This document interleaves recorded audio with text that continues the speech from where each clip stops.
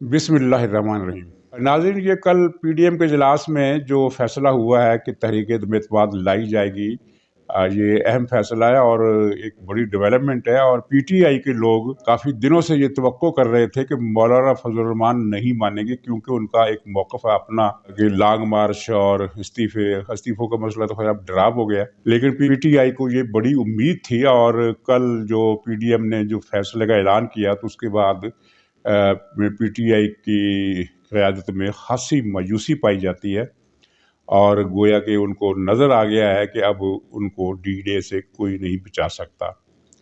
और वैसे हकीकत ये है कि जब ये मुस्लिम लीग नून की कौंसिल का इजलास हुआ था और जब जरदारी साहब शहबाज शरीफ से मिले थे, तो मामलात उनसे पहले ही इस मुलाकात से और इस इजलास से बहुत पहले ही तय हो गए थे। बहुत पहले से मुराद है कि इससे गुज़िश्ता जो 10-12 दिन गुजरे थे, उनके अंदर खुफिया राब्तों और मुलाकातों के दौरान ये चीज़ें तय हो गई थी। और मौलाना फजल रहमान बिल्कुल ऑन बोर्ड थे, अगरचे उनकी मुलाकात नहीं। और मैंने अपने व्लॉग में बताया था कि अगले 2-3 दिन में मौलाना फजल रहमान और शहबाज शरीफ की मुलाकात होगी, और उसके बाद शहबाज शरीफ की काफ लीग से मुलाकात होगी।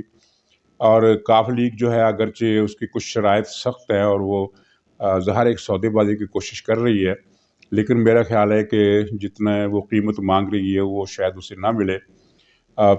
दूसरी तरफ ये एमक्यूएम की सूरत हाल ये है कि इनका जो राब्ता कमेटी के जो राब्ते हुए और मुलाकातें हुई, उनके इजलास हुआ, उसमें ये इत्तेफाक राय से ये ख्याल ज़ाहिर किया गया कि अगर हमने इस वक्त भी हुकूमत का साथ न छोड़ा तो अगले इलेक्शन में, जिनके बारे में ये यकीन से कहा जा सकता है कि वो इस्टेब्लिशमेंट की मुदाखलत के बगैर होंगे, तो हमें जो सीटें मिल सकती हैं वो नहीं मिलेगी, क्योंकि अवाम के अंदर रद्द अमल जो है बहुत ज़्यादा है। कराची के अवाम की एक इनफरादियत ये है सूरत हाल की वजह से कि वो ना तो पीपल्स पार्टी से खुश है और ना पीटीआई से, क्योंकि दोनों जमातों ने उनको मारा है और बहुत बुरी तरह मारा है। तो बहरहाल ज़्यादा उनका गुस्सा जो है, ज़्यादा नफरत जो है वो उनकी पीटीआई के साथ है। और उसकी एक वजह ये है कि पीपल्स पार्टी तो उनसे सियासी बुनियादों पर अच्छा सलूक नहीं कर रही, वो तो खैर कोई बताने वाली बात नहीं है, सबको पता है।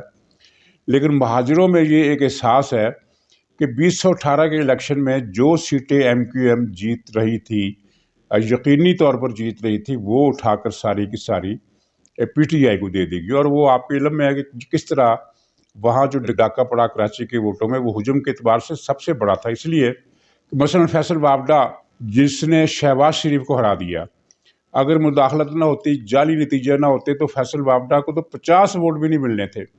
इसका उस इलाके में वोट है ही नहीं, और उस इलाके से इसने शहबाज शरीफ को शिकस्त दे दी। तो ये इतना बड़ा डाका था। तो यही कुछ इन्होंने एमक्यूएम के साथ किया कि एमक्यूएम की पिछले इलेक्शन में कम से कम भी अगर सीटें ज़्यादा नहीं थी तो कम से कम भी 10 या 12 सीटों पर वो जीत रही थी। तो 10 या 12 सीटें जीतने, वो 10-12 सीटें जो इसके पास मौजूदा है, उनके अलावा 10 सीटें वो जीत रही थी, और वो 10 सीटें पीटीआई को दे देगी। तो चुनाचे कराची के अवाम में उसका रद्द अमल भी है, महंगाई का रद्द अमल भी है। पीपल्स पार्टी से तो उन्हें शिकवा है कि वो ट्रांसपोर्ट का बंदोबस्त नहीं कर रही, अमन अमान का बंदोबस्त नहीं कर रही, अब पानी का मसला नहीं हल कर रही। लेकिन इमरान खान ने तो उनसे रोटी के नवाले भी छीन लिए हैं, जिस तरह बाकी मुल्क से छीने। तो चुनाचे इमरान खान से नफरत इतनी ज़्यादा है कराची में, जितनी पंजाब में उससे भी ज़्यादा शायद हो। तो एमक्यूएम को अब ये हकीकत बिल्कुल पूरी तरह नज़र आ गई है कि अगला इलेक्शन जो है वो किसी मुदाखलत के बगैर होना है, और हमने अपने बलबूते पर जीतना है। और अगर हमने इमरान खान का साथ आखिर में छोड़ा तो कराची के लोग किसी दूसरी जमात की तरफ देखने लगेंगे। मुस्लिम लीग की तरफ देख सकते हैं, किसी और की तरफ देख सकते हैं। वहाँ जमात इस्लामी भी फिर से एमर्ज करने की कोशिश कर रही है, और कुछ ना कुछ वो जगह उसने बना लेनी है। तो एमक्यूएम का नक्शा बिल्कुल वाज़ेह हो गया। अच्छा, बात को आगे बढ़ाने से पहले मैं ये कल बाप के एक नुमाइंदे ने, जो बलूचिस्तान की पार्टी है, उसने एक बात की, और वही बात जब मुस्लिम लीग करती थी या कोई और जमात करती थी तो उसको भारत का एजेंट और कहा जाता था कि ये इदारों पर हमला कर रहे, इदारों के ये दुश्मन हैं, फ़ौज के दुश्मन हैं। तो वो बात क्या थी, उस बाप के नुमाइंदे ने कहा कि अब हमें इशारा नहीं आ रहा, अब हमें सिग्नल भेजने उन्होंने बंद कर दिए हैं। उन्होंने से मुराद फ़ौज, तो उन्होंने सिग्नल भेजने बंद कर दिए और कहा है कि अपनी जंग खुद लड़ो।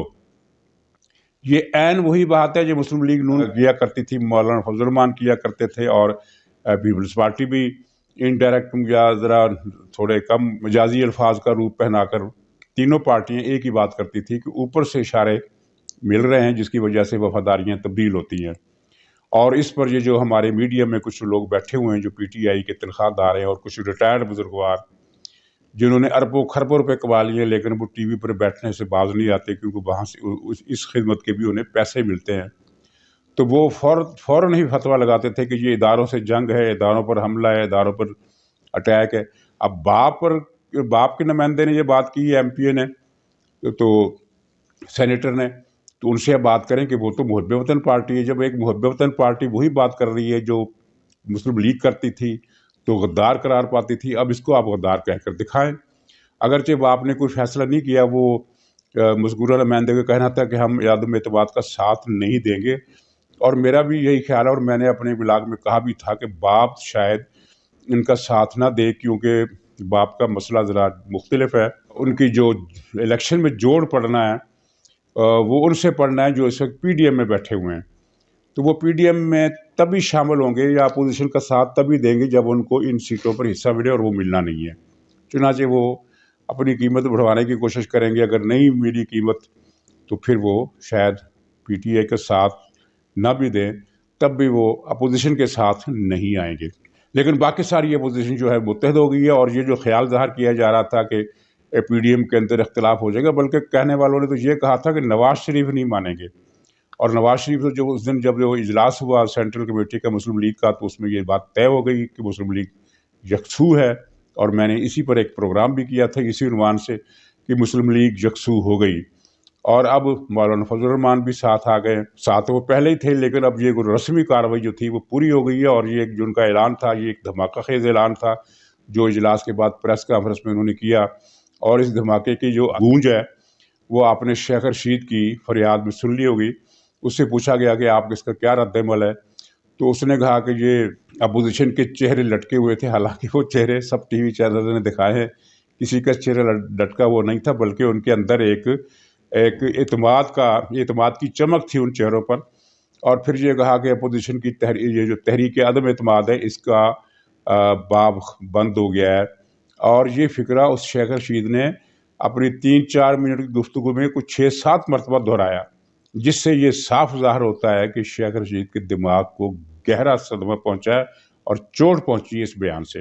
تو ناظرین، یہ صرف یہی طے نہیں ہوا کہ تحریک عدم اعتماد لائی جائے گی، بلکہ ایک اور بات بھی طے ہوئی ہے، اور وہ ہے تاریخ۔ تاریخ کون سی ہے، وہ اس پر یہ ایک بالکل مجھے ان کے اندر کے ایک ذمہ دار ذریعے نے بتایا ہے کہ تاریخ پر اتفاق ہو گیا ہے، لیکن وہ تاریخ اناؤنس نہیں کی جا رہی، اور اس نے مجھے بتائی بھی نہیں ہے، اور اس پر زرداری صاحب کو بھی اتفاق ہے، مولانا کا بھی اتفاق ہے، مسلم لیگ نون کا بھی اتفاق ہے، تاریخ انہوں نے منتخب کر لی ہے۔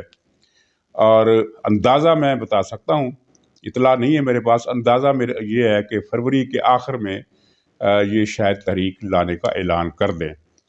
مطلب یہ ہے کہ اگر فرض کیجیے 27 فروری کو اعلان کرتے ہیں تو اس کا مطلب یہ ہے کہ 1 یا 2 مارچ تک معاملہ جائے گا، اور یہ بات اپنی جگہ بدستور موجود ہے کہ شاید تحریک عدم اعتماد کے بجائے اعتماد کا ووٹ لینے تک بات پہنچ جائے، اور تحریک عدم اعتماد پر ووٹنگ کی ضرورت ہی پیش نہ آئے، یہ بھی ایک چیز ہے۔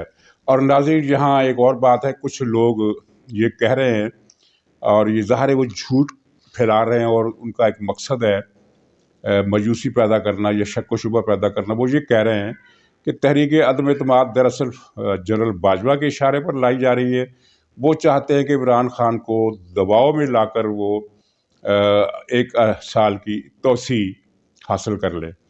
یہ جھوٹ ہے، اور اس جھوٹ کی 2 دلیلیں ہیں کہ یہ جھوٹ ہے۔ پہلی دلیل تو یہ ہے کہ عمران خان نے پچھلے 1 مہینے میں 3 مرتبہ فوجی قیادت کو معافی تلافی کی درخواست کی ہے، اور ساتھ ہی یہ پیغام بھی دیا ہے کہ میں توسیع دینے کے لیے تیار ہوں۔ اس کا مطلب یہ ہے کہ وہ جو دھمکیاں دے رہا تھا وہ بے اثر ہوئی، اور اس کو خود کو بھی پتہ چل گیا کہ یہ دھمکیاں میری بے اثر ہے، اور جو میں دھمکی دے رہا ہوں کہ ایٹم بم چلا دوں گا مارچ کے آخر میں، تو وہ میرے اختیار میں نہیں ہے، میرے بس میں نہیں ہے، میرے اندر اتنی جرت بھی نہیں ہے۔ اسی لیے اس نے نہ صرف یہ ہے کہ معافی تلافی کی، بلکہ 1 سال توسیع کی پیشکش کی، اور یہ میں بتا چکا ہوں، بلکہ دوسرے اصحاب سے بھی آپ کو اطلاع مل گئی ہوگی کہ جواب میں باجوہ صاحب کی طرف سے سرد مہری عمران خان کو دیکھنے کے لیے ملی۔ مطلب یہ ہے کہ انہوں نے اس کی توسیع دینے کی پیشکش جو ہے وہ کوئی فقرہ کہے بغیر مسترد کر دی۔ اور ویسے بھی کامن سینس کی بات ہے کہ اگر وہ توسیع لینا چاہتے ہیں تو وہ ایک ایسے آدمی سے کیوں لے جو پاکستان کے اندر ایک قسم کی گالی بن چکا ہے، ڈسکریڈٹ ہو چکا ہے۔ اس سے اگر وہ توسیع لیں گے تو ان کی بدنامی ہوگی۔ اور اگر وہ پی ڈی ایم سے توسیع لیتے ہیں، مجھے نہیں پتا پی ڈی ایم نے ان سے توسیع کا وعدہ کیا ہے یا پیشکش کی ہے یا نہیں کی ہے، لیکن مفروضے کے طور پر میں کہہ رہا ہوں کہ اگر یہ توسیع انہیں پی ڈی ایم کی طرف سے ملتی ہے تو عوام کے اندر، ایک طبقے کے اندر جنرل صاحب کے لیے نسبتاً پازیٹیو خیالات پیدا ہو سکتے ہیں۔ ویسے یہ توسیع کا مسئلہ بڑا دلچسپ ہے۔ ہمیں یاد ہے، آپ کو بھی یاد ہوگا کہ جنرل کیانی صاحب نے بھی توسیع مانگی تھی اور پیپلز پارٹی نے پہلے انکار کیا، اور جب اس نے انکار کیا تو اسے پیغام پہنچایا گیا کہ پھر ماشاء اللہ لگے گا اور ہم کسی کو نہیں چھوڑیں گے۔ اس پر یوسف رضا گیلانی صاحب جو تھے وہ ڈر گئے، انہوں نے 3 سال کی توسیع دے دی، اور 3 سال کی توسیع کے بعد پھر کیانی صاحب وہ آسٹریلیا وغیرہ چلے گئے، وہاں کچھ چند ارب ڈالر کے انہوں نے جزیرے وزیرے خریدے ہیں۔ جنرل کیانی صاحب کے بارے میں کہا جاتا ہے کہ وہ بہت کفایت شعار ہے، وہ ان کے ایک خاص کالم نویس ہیں، عمران خان کے بھی وہ خاص کالم نویس ہیں۔ انہوں نے بتایا تھا کہ وہ اتنی کفایت کرتے ہیں کہ روٹی بھی چٹنی کے ساتھ کھاتے ہیں، وہ اس طرح کی بات کی تھی۔ تو بہرحال یہ کفایت اچھی بات ہے، سالن کے بجائے انہوں نے چٹنی سے روٹی کھائی، اور جو رقم بچی اس میں سے 3-4 ارب ڈالر کے انہوں نے جزیرے خرید لیے۔ ایک تنخواہ میں اتنی بچت بہت ہمت کی بات ہے، اور جنرل کیانی صاحب کر سکتے تھے۔ اس کے جنرل کیانی سے پہلے مشرف نے خود ہی توسیع دے دی تھی۔ ان سے پہلے وہ ایک تھے جنرل کاکڑ صاحب، انہوں نے توسیع نہیں مانگی۔ انہوں نے توسیع کے بجائے بے نظیر سے ایک بڑا معصوم سا مطالبہ کیا کہ یہ جو کوئٹہ کا گورنر ہاؤس ہے یہ مجھے الاٹ کر دیا جائے۔ تو بے نظیر صاحب نے کہا کہ یہ تو الاٹ نہیں ہو سکتا، پھر وہ کو پلاٹ کا مسئلہ ہو گیا ہوگا۔ تو اس کے بعد پھر یہ نواز شریف کے ساتھ یہ ہوا کہ راحیل شریف نے توسیع مانگی، نواز شریف نے صاف انکار کر دیا۔ نواز شریف کو انہوں نے ڈرایا بھی، دھمکایا بھی، لالچ بھی دیا، لیکن نواز شریف نہیں مانے۔ جب راحیل شریف کو یقین ہو گیا کہ یہ نواز شریف توسیع نہیں دینے والے، تو انہوں نے پہلے تو ڈان لیکس کیا، پھر عمران خان کے ذریعے دھرنا ڈلوا دیا، دھرنا وہاں اسلام آباد میں۔ اور ان کے ساتھ وہ بھی تھے، وہ کیا نام تھا ان کے، مجھے نام بھول گیا، جنہوں نے حامد میر کو گولی مروائی تھی۔ تو ان دونوں نے بہرحال دھرنا دلوایا اور دھرنے کو کامیاب کرانے کی کوشش بھی کی، اور میڈیا کو بھی آرڈر تھا کہ دھرنے میں چاہے 5000 لوگ بیٹھے ہوں، چاہے 50 لوگ بیٹھے ہوں، آپ نے یہ بتانا ہے کہ اس میں لاکھوں افراد کام کر رہے ہیں۔ تو یہ توسیع کا مسئلہ ہر حکومت کو درپیش ہوتا ہے۔ اب مجھے پتہ نہیں کہ باجوہ صاحب لینا چاہتے ہیں یا نہیں لینا چاہتے۔ پہلے تو خبریں یہ مسلسل آ رہی تھی کہ وہ توسیع کے مسئلے پر کوئی بات چل رہی ہے، اور مسلم لیگ نون سے بھی کہا گیا کہ اگر آپ توسیع دیں گے تو پھر آپ کو ہم فیسیلیٹ کریں گے، لیکن اب سنا جا رہا ہے کہ وہ توسیع کی بجائے کچھ اور بات چل رہی ہے۔ اور یہ بھی طے ہوا ہے کہ اب توسیع لینی ہے یا نہیں لینی، اس کا فیصلہ باجوہ صاحب نہیں کریں گے، بلکہ فوج کی جو قیادت ہے وہ اجتماعی طور پر فیصلہ کرے گی، اور وہ فیصلہ منوا بھی سکتی ہے۔ تو اس طرح کی باتیں چل رہی ہیں۔ تو دیکھیے کہ یہ توسیع کا مطالبہ مانا جاتا ہے یا نہیں۔ جو بات جہاں پر اڑی ہوئی ہے اس کے بارے میں بھی ایک پروگرس ہوئی ہے، ایک ڈیولپمنٹ ہوئی ہے۔ بات اس نقطے پر اڑی ہوئی ہے کہ حکومت 1.5 سال کے لیے ہوگی یا کہ الیکشن کرانے کے لیے ہوگی۔ تو پہلے تو ادھر سے یہ موقف تھا کہ یہ حکومت 1.5 سال چلے گی، پارلیمنٹ اپنی مدت پوری کرے گی، اور بلکہ 1.5 سال کے بعد بھی اس پارلیمنٹ کے اس حکومت کی مدت میں توسیع کی جا سکتی ہے۔ ایک قسم کی قومی حکومت کی بات پر وہ ڈٹ گئے تھے۔ اب ڈیولپمنٹ یہ ہوئی ہے کہ وہ پہلے جیسی سختی اس موقف میں ادھر نہیں رہی۔ گویا کہ ہم یہ کہہ سکتے ہیں کہ مسلم لیگ کا جو مطالبہ ہے کہ یہ حکومت جو بنے اور بنتے ہی وہ الیکشن کا اعلان کرے، تو اس میں اب اس کی اس مطالبے کی گنجائش پیدا ہو گئی۔ ابھی یہ نہیں کہا جا سکتا کہ وہ مطالبہ مان لیا گیا ہے، لیکن پہلے کی صورتحال میں ایک ڈرامائی فرق پڑا ہے، اور اب وہ اس مطالبے کی گنجائش پیدا ہو گئی ہے۔ اور ملک کے لیے بہتر بھی یہی ہے کہ جو حکومت بنے اس عمران خان کے جانے کے بعد وہ مختصر مدت میں الیکشن کرائے، پھر جو پارٹی آتی ہے وہ آئے، حکومت کا الیکشن جیت کر آئے۔ اور میرا خیال ہے، یہ میری اطلاع نہیں ہے لیکن میرا خیال ہے کہ عالمی حالات، عالمی دباؤ पाकिस्तान के अंदर की सूरत हाल की तबाही, अनारकी का बढ़ता हुआ ख़तरा, खाना जंगी का बल्कि बढ़ता हुआ ख़तरा, इन सब अवामिल ने मिलकर मुक़्तदर हलकों को इस बात पर कन्विंस कर लिया है कि अब जमहूरी राय के आगे मसनूई रुकावटें खड़ी करने की कोशिश ना की जाए तो ही अच्छा है। इस तरह के सोच के इशारे मिले हैं, और इन इशारों की बुनियाद पर मेरा अंदाज़ा ये है कि अब शायद मामलात जो हैं वो दुरुस्त ट्रैक पर आ जाएंगे। ये मेरी इतला नहीं है, जैसे कि मैंने पहले भी बताया कि ये मेरा अंदाज़ा है, लेकिन इस अंदाजे की बुनियाद उन इशारों पर है जिनका मैंने अभी जिक्र किया। तो बहरहाल इमरान खान के बुरे दिन आ गए हैं।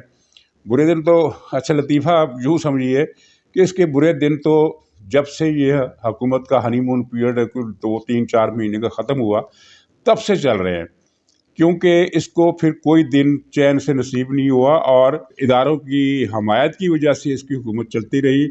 और ये इमरान खान समझता रहा कि शायद मेरी हुकूमत जादू टूने के ज़ोर से चल रही है। हर रोज़ किसी न किसी जादू की, किसी न किसी टूने की खबर आती थी कि आज ये करना है, आज वो करना है।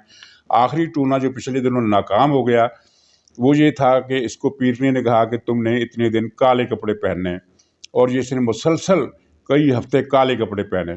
अब वो सुना जा रहा है कि वो काले कपड़ों का जादू भी नाकाम हो गया, तो कोई झड़प हुई है, कोई नाराज़गी हुई, और उस नाराज़गी के बाद जो वो काली माई है वो रूठ कर लाहौर आ गई है। अब इस खबर की तस्दीक ज़्यादातर सहाफ़ी इस पोजीशन में नहीं है कि वो कर सकें। आरिफ निज़ामी साहब के पास कोई मुवक्किल थे या क्या थे, उनके पास ऐसी खबरें आ जाती थी, वो अब मरहूम हो गए, अल्लाह ताला उनकी मग़फ़िरत करे।